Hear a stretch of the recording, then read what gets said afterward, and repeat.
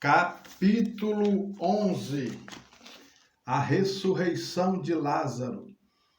Estava enfermo Lázaro de Betânia, da aldeia de Maria e de sua irmã Marta.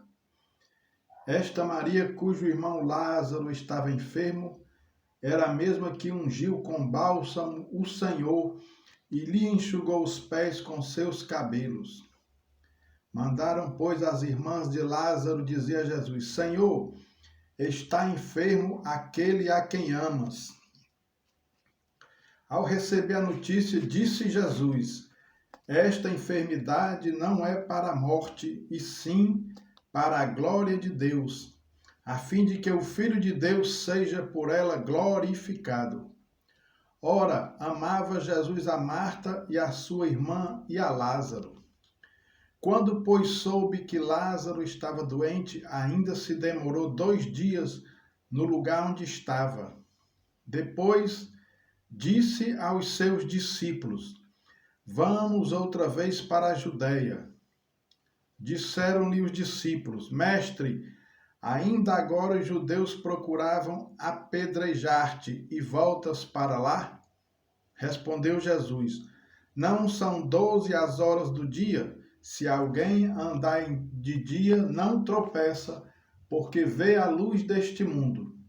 Mas se andar de noite, tropeça, porque nele não há luz. Isto dizia e depois lhes acrescentou: Nosso amigo Lázaro adormeceu, mas vou para despertá-lo. Disseram-lhe, pois, os discípulos: Senhor, se dormes, estarás salvo. Jesus, porém, falara com respeito à morte de Lázaro, mas eles supunham que tivesse falado do repouso do sono. Então Jesus lhes disse claramente: Lázaro morreu, e por vossa causa me alegro de que lá não estivesse, para que possais crer, mas vamos ter com ele. Então Tomé, chamado Dídimo, disse aos condiscípulos: Vamos também nós para morrermos com ele.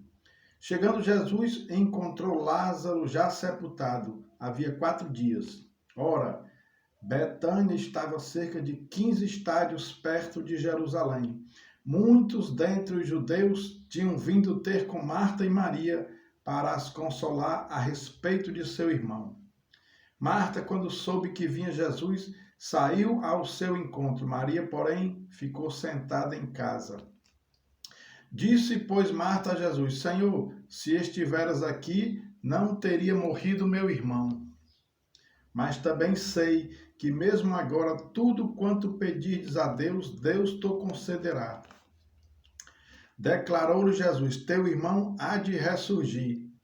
Eu sei, replicou Marta, que ele há de ressurgir na ressurreição, no último dia. Disse-lhe Jesus: Eu sou a ressurreição e a vida. Quem crê em mim, ainda que morra, viverá. E todo o que vive e crê em mim não morrerá eternamente. Crês isto? Sim, Senhor, respondeu ela. Eu tenho crido que tu és o Cristo, o Filho de Deus, que devia vir ao mundo. Tendo dito isto, retirou-se e chamou Maria, sua irmã, e lhe disse em particular: O mestre chegou e te chama. Ela, ouvindo isto, levantou-se depressa e foi ter com ele.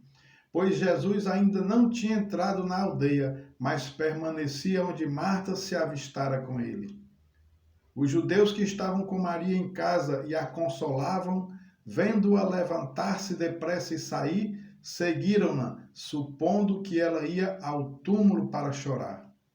Quando Maria chegou ao lugar onde estava Jesus, ao vê-lo, lançou-se-lhe aos pés, dizendo: Senhor, se estiveras aqui, meu irmão não teria morrido. Jesus, vendo-a chorar, e bem assim os judeus que a acompanhavam, agitou-se no espírito e comoveu-se. E perguntou: Onde o sepultastes? Eles lhes responderam: Senhor, vem ver. Jesus chorou. Então disseram os judeus: Vede quanto o amava. Mas alguns objetaram: Não podia ele que abriu os olhos ao cego fazer que este não morresse?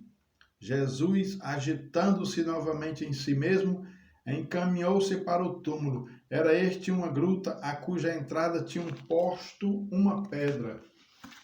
Então ordenou Jesus: tirai a pedra. Disse-lhe Marta, irmã do morto: Senhor, já cheira mal, porque já é de 4 dias. Respondeu-lhe Jesus: Não te disse eu que, se creres, verás a glória de Deus? Tiraram então a pedra, e Jesus, levantando os olhos para o céu, disse: Pai, graças te dou porque me ouviste. Aliás, eu sabia que sempre me ouves, mas assim falei por causa da multidão presente, para que creiam que tu me enviaste. E tendo dito isto, clamou em alta voz: Lázaro, vem para fora. Saiu aquele que estivera morto, tendo os pés e as mãos ligados com ataduras e o rosto envolto num lenço. Então lhes ordenou Jesus: desatai-o e deixai-o ir. Muitos, pois, dentre os judeus que tinham vindo visitar Maria, vendo o que fizera Jesus, creram nele. Outros, porém, foram ter com os fariseus e lhes contaram dos feitos que Jesus realizara. O plano para tirar a vida de Jesus. Então os principais sacerdotes e os fariseus convocaram o sinédrio e disseram: Que estamos fazendo, uma vez que este homem opera muitos sinais? Se o deixarmos assim, todos crerão nele. Depois virão os romanos e tomarão não só o nosso lugar, mas a própria nação. Caifás, porém, um dentre eles, sumo sacerdote naquele ano, advertiu-os, dizendo: Vós nada sabeis, nem considerais que vos convém que morra um só homem pelo povo e que não venha a perecer toda a nação.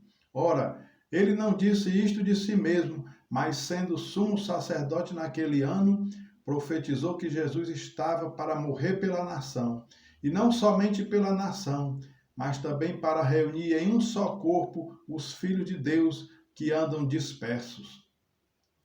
Desde aquele dia resolveram matá-lo, de sorte que Jesus já não andava publicamente entre os judeus, mas retirou-se para uma região vizinha ao deserto, para uma cidade chamada Efraim, e ali permaneceu com os discípulos.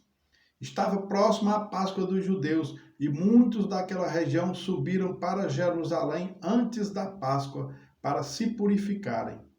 Lá procuravam Jesus, e estando eles no templo, diziam uns aos outros: Que vos parece? Não virá ele à festa? Ora, os principais sacerdotes e os fariseus tinham dado ordem para, se alguém soubesse onde ele estava, denunciá-lo a fim de o prenderem.